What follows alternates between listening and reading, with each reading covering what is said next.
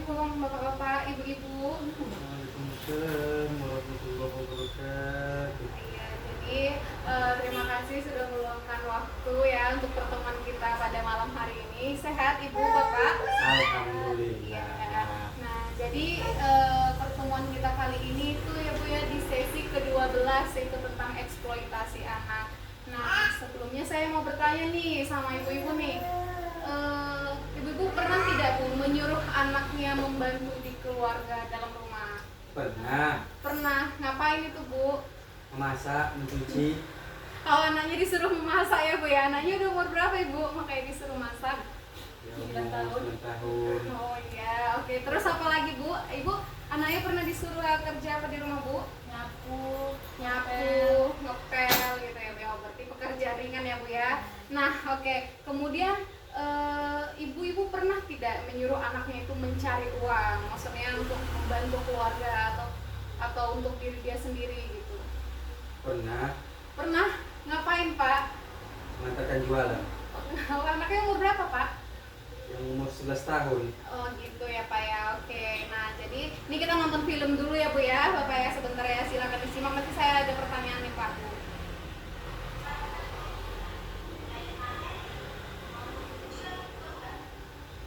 Kedengaran kan ya bu ya? Oke.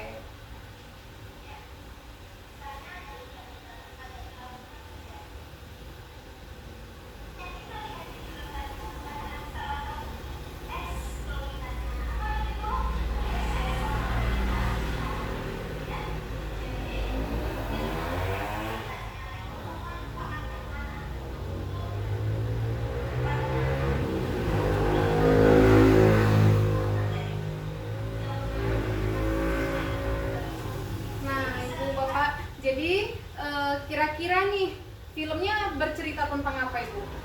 Memperkerjakan anak di kolonias. Iya, mempekerjakan anak di Pulau Nias ya bu ya. Jadi dari video itu kita bisa melihat bahwa orang tua itu sebagian besar mempekerjakan anaknya, ada yang di bawah umur, kemudian secara paksa. Nah, kira-kira bapak dan ibu tuh pernah mengalami hal yang demikian tidak, memaksa anak untuk bekerja? Kalau memaksa tidak sibuk. Memaksa enggak ya bu ya? Jadi tidak seperti yang di film ya bu ya. Jadi kalaupun minta tolong sama anak itu waktunya sering atau gimana pak? Ya kadang sering juga, tapi itu nggak ya sesering kali lah bu. Oke, nah jadi biar saya jelaskan ya Bu, dari film tadi itu mempekerjakan anak secara paksa itu disebut dengan eksploitasi anak. Nah apa itu eksploitasi anak? Ini ya Bu ya, silakan dilihat ya. Eksploitasi itu merupakan pemanfaatan anak untuk memperoleh keuntungan baik material maupun imaterial. Eksploitasi itu merupakan tindakan dengan atau tanpa persetujuan korban yang meliputi tetapi tidak terbatas pada pelacuran, kerja atau pelayanan paksa, perbudakan atau praktik serupa dan perbudakan. Nah, maksudnya eksploitasi di sini adalah kita memaksa anak kita itu untuk bekerja, tapi tanpa keinginan anak tersebut. Maksudnya ibu di bawah umur, ibu iya benar sekali ibu ya, memaksa anak untuk bekerja, menyuruh anak untuk bekerja. Nah itu tidak menutup kemungkinan dengan adanya pelacuran, maaf cakapnya, kemudian pelayanan paksa, kemudian perbudakan. Nah itu termasuk eksploitasi ya ibu ya. Nah apa contoh-contoh eksploitasi? Ada yang bisa memberi contoh ibu? Contoh eksploitasi itu apa kira-kira yang kita lihat di tempat umum gitu bu? Ya contohnya mengamen itu lah bu. Ya mengamen, betul sekali bu. Terus mengemis, kemudian apa lagi bu? Minta-minta sumbangan. Iya, minta-minta sumbangan. Nah itu benar sekali ya bu ya. Jadi yang ibu sebutkan tadi itu contoh-contoh eksploitasi. Nah jadi contoh-contoh eksploitasi itu dibagi dengan 3. Yang pertama adanya pemanfaatan tubuh anak.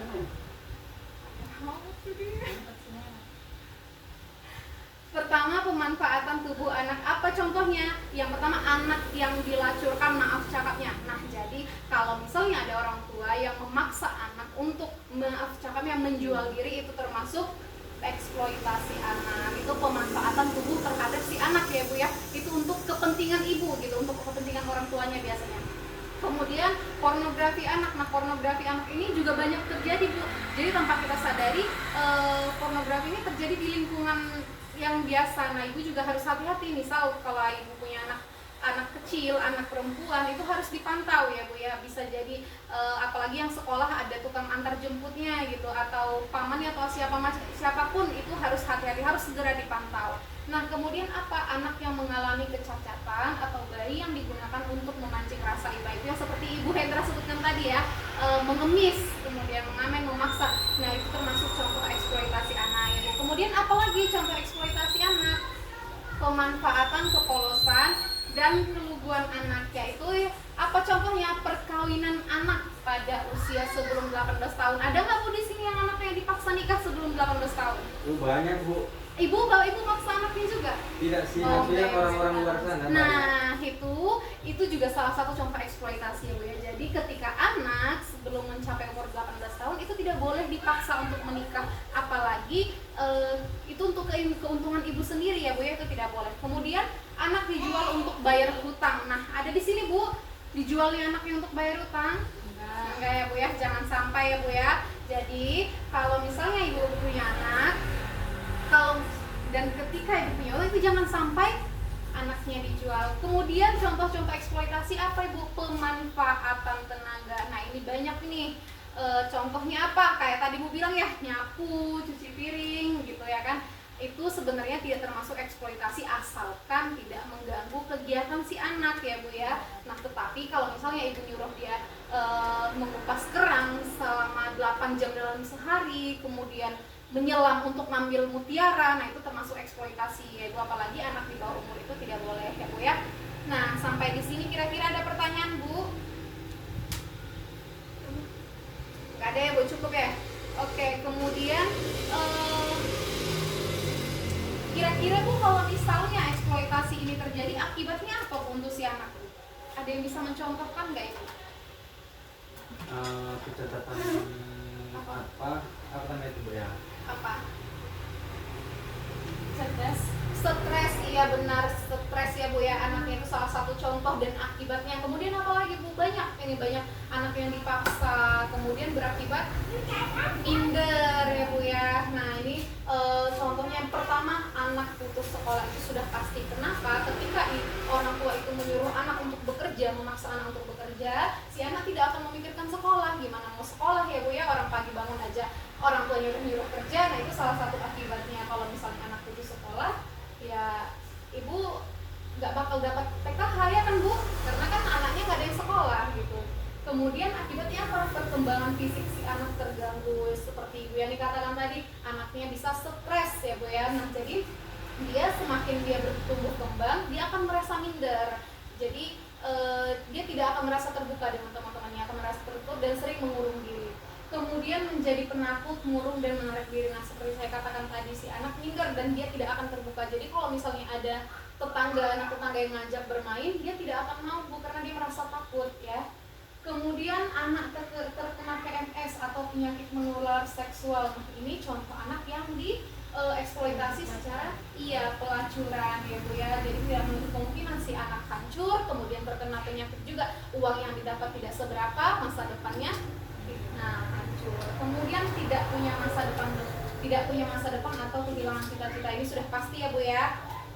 Kemudian anak berpotensi mengulang kembali eksploitasi yang dialaminya. Nah, apa maksudnya? Jadi ketika si anak mengalami eksploitasi, dia akan berpikir ke depannya untuk balas dendam gitu Bu. Jadi kalau misalnya dia punya anak atau punya kerabat, dia akan melakukan hal yang sama dengan cara berpikir, aku aja kayak gitu, ya udah lakukan ngerasain kayak ini. Jadi dia akan mengulang kembali Bu ya. Itu berpotensi untuk eksploitasi selanjutnya.